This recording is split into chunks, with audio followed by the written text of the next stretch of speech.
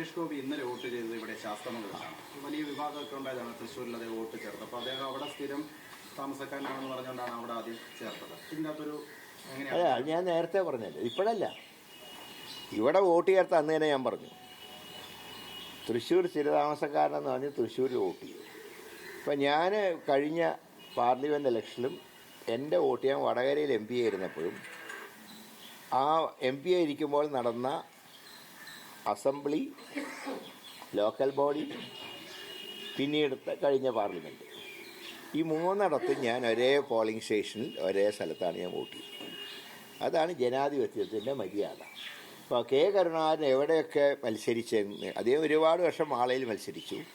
പിന്നീട് തൃശ്ശൂരും തിരുവനന്തപുരത്തും മുകുന്ദപുരത്തൊക്കെ മത്സരിച്ചു. പക്ഷേ അദ്ദേഹത്തിന് ഒറ്റ അഡ്രസ്സേ ഉണ്ടായിരുന്നുള്ളൂ, അത് മുരളി മന്ദിരം പൂങ്കുന്നം തൃശ്ശൂർ എന്നുള്ള അഡ്രസ്സായിരുന്നു. ഒരിക്കൽ അദ്ദേഹത്തിനെതിരായിട്ട് ആ വീട്ടിൽ അദ്ദേഹം സ്ഥിരതാമസക്കാരനല്ല, അതുകൊണ്ട് അദ്ദേഹം വ്യാജമായി വോട്ട് ചേർത്തു എന്ന് നവാബ് രാജേന്ദ്രൻ്റെ പെറ്റീഷൻ അന്ന് കോടതി തള്ളിക്കൊണ്ട് അദ്ദേഹത്തിൻ്റെ പേരിലാണ് ആ വീട്. അതുകൊണ്ട് അദ്ദേഹത്തിന് മറ്റൊരിടത്ത് അദ്ദേഹം വോട്ട് ചേർത്തിട്ടില്ല. ഈ വീടിൻ്റെ ഉടമസ്ഥൻ അദ്ദേഹമായതുകൊണ്ടും കേരളത്തിൽ ഒറ്റ സ്ഥലത്ത് മാത്രമേ അദ്ദേഹത്തിന് വോട്ടുള്ളൂ എന്നുള്ളതുകൊണ്ടും ആ പെറ്റീഷൻ അന്ന് തള്ളിക്കളഞ്ഞു.